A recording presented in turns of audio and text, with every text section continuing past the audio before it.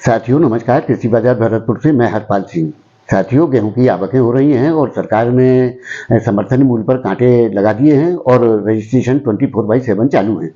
साथियों मंडियां अभी भी गेहूं की जो है 2400 रुपये के स्तर पर बनी हुई हैं, जबकि सरकार का समर्थन मूल्य 2275 रुपये और राज्य सरकार द्वारा दिया जाने वाला अनुदान 125 रुपये मिला करके 2400 रुपये कुंटल के भाव बनते हैं।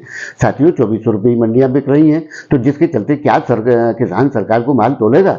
ऐसी स्थिति में तो सरकार को माल मिलने यानी कि जो टारगेट सरकार ने रखे हैं उनके पूरे होने की संभावनाएं बिल्कुल नहीं प्रतीत नहीं होती हैं।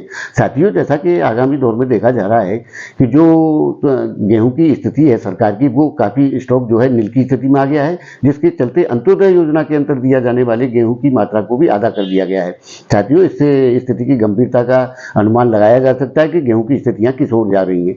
साथियों पिछली बार 2200 रुपये का गेहूं 2700 रुपये के स्तर पर बिक गया था, जबकि सरकार के काफ़ी नियंत्रण यानी कि मात्रात्मक एक्सपोर्ट हर प्रकार के प्रयास सरकार द्वारा किए गए, लेकिन उसके बावजूद भी सरकार तेजी को नहीं रोक पाई।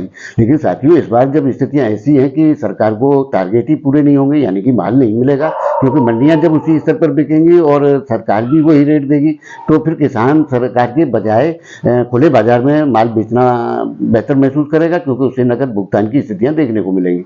लेकिन साथियों आने वाले दौर में हो सकता है कि उधर क्या है कि ये बिना मानसूनी बारिश में और ओलों ने जो स्थिति को और गंभीर बना दिया है, क्योंकि फसलों में काफ़ी नुकसान है, जिसमें सर्वाधिक गेहूं और सरसों चना आदि की फसल को बेहद नुकसान हुआ है। साथियों आगामी दौर के अंदर अगर ऐसी स्थितियां रहती है तो सरकार को माल मिलने में बड़ी कठिनाइयों का सामना करना पड़ेगा, लेकिन आवकों का दौर जैसे बढ़ेगा उसी हिसाब से हो सकता है कि सरकार को मतलब जो है उस स्थिति में गेहूं की स्थितियां नीचे आ जाएं।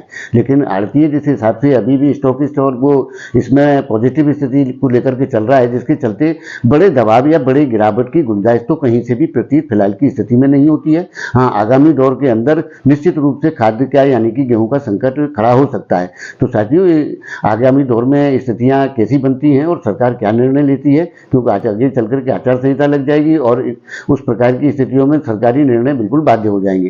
तो साथियों अभी दौर जो चल रहा है अगर इसी हिसाब से चलता रहा तो सरकार के निश्चित रूप से आंकड़ों में गिरावट आएगी। स्टॉक उस तरीके से जो लक्ष्य बनाए हैं वो शायद पूरे ना हो पाते। तो साथियों आगामी दौर में बड़े अच्छे संकेत मिलते हैं गेहूं के अंदर। तो जब भी भाव में दबाव की स्थितियां देखने को मिले निश्चित रूप से माल पकड़ना चाहिए, लेकिन फिलहाल की स्थिति में तो पहिया पे जो चल रहा है माल उसी हिसाब से व्यापार करना चाहिए। साथियों आपको हमारी जानकारियां कैसी लगती हैं हमें कमेंट करके जरूर बताएं। तब तक के लिए कृषि बाजार की ओर से आप सभी का बहुत बहुत आभार, धन्यवाद।